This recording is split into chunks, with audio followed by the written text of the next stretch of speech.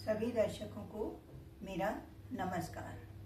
बच्चों, आज हम लोग बात करने वाले हैं विसर्ग संधि के बारे में। आपको मालूम है ये है विसर्ग चिन्ह। तो पहले शब्द के अंत में जब विसर्ग लगा हो, ऐसे यश विसर्ग लगा हो, आप याद रखिए विसर्ग से पहले जो अक्षर होगा वो हमेशा स्वर के साथ होगा, स्वर के बिना कभी नहीं होगा। तो दूसरी तरफ जो शब्द है उसके आरंभ में स्वर हो, जैसे कि ये आगमन में पहला अक्षर आ है, या फिर व्यंजन हो, जैसे यहाँ मैं लिख रही हूँ गान, तो पहला अक्षर है गा, वर्ग का तीसरा वर्ग।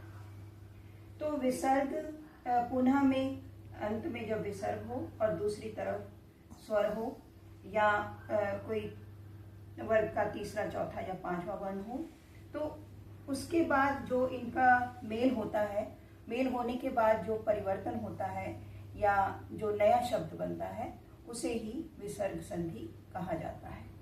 अब देखिए, पुनः में जो विसर्ग लगता है वो र में परिवर्तित हो जाता है, इसलिए ये संधि करने पर ये बन जाएगा पुनर। र में हलंत लगाएंगे क्योंकि ये र बिना स्वर का होगा।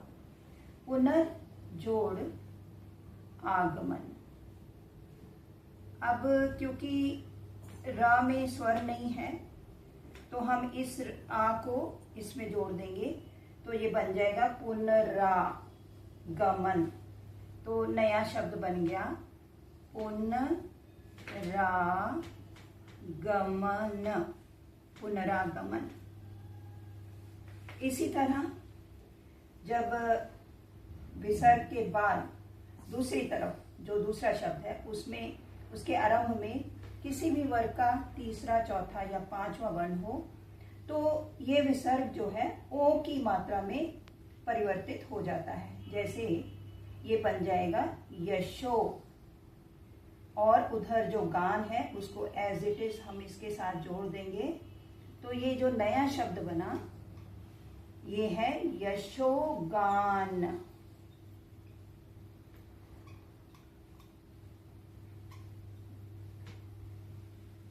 तो इसमें बस मेन बात ये है कि विसर्ग ही परिवर्तित होता है। इसमें जब पुनः के साथ जब विसर्ग लगा हो तो वो विसर्ग र में परिवर्तित हो जाता है, और दूसरी तरफ यदि वर्ग का तीसरा, चौथा या पांचवा वर्ण हो तो ये विसर्ग जो है ओ की मात्रा में परिवर्तित हो जाता है। तो बच्चों, इस विसर्ग संधि के इसी तरह 7-8 नियम हैं जिनके बारे में हम एक एक करके विस्तार में बात करेंगे। विसर्ग से पहले यदि अकार यानी अ की मात्रा हो और विसर्ग के पश्चात यानी दूसरे शब्द का पहला अक्षर भी स्वरों में केवल अ ही हो, या किसी भी वर्ग का तीसरा वर्ण ग, ज, ड, द, ब, या चौथा वर्ण घ, झ, ढ, ढ, भ, या पांचवा वर्ण ङ, य, ण, न या म हो, अथवा य, र, ल, व, ह में से कोई भी एक वर्ण हो, तो विसर्ग के स्थान पर ओ की मात्रा लग जाती है। जैसे मनः जोड़ रथ, इसमें देखिए विसर्ग से पहले अकार है, अ की मात्रा है, और इधर दूसरे शब्द का पहला अक्षर जो है वो र है। तो इस तरह यहाँ विसर्ग के स्थान पर ओ की मात्रा लगी तो नया शब्द बना मनोरथ। बच्चों, आप सबको ये भी मालूम होना चाहिए कि वर्णमाला में 5 वर्ग होते हैं, क वर्ग, च वर्ग, ट वर्ग, त वर्ग और प वर्ग। तो इन्हीं वर्गों का तीसरा, चौथा और पांचवा वर्ण यानी आपको जो मैंने बता ही चुकी हूँ मैं। अब देखिए, इसी नियम से संबंधित कुछ अन्य शब्द। देखिए इन सब शब्दों के में जो विसर्ग लगा है उसके पहले अकार है, यानी अ की मात्रा है। मन, सरह, पुरह, अधः। आपको एक बात और बता दूं कि ये विसर्ग को हम ह की तरह प्रोनाउंस करते हैं। जहां भी विसर्ग लगा होगा उसको हम ह की तरह प्रोनाउंस करेंगे। मन के साथ विसर्ग है तो मनः, सरह, पुरह, अधः, तपः, यशः। तो सभी के विसर्ग से पहले सभी शब्दों में अ की मात्रा है। तो पहला शब्द बना मन जोड़ अनुकूल, और दूसरी तरफ भी अकार ही है।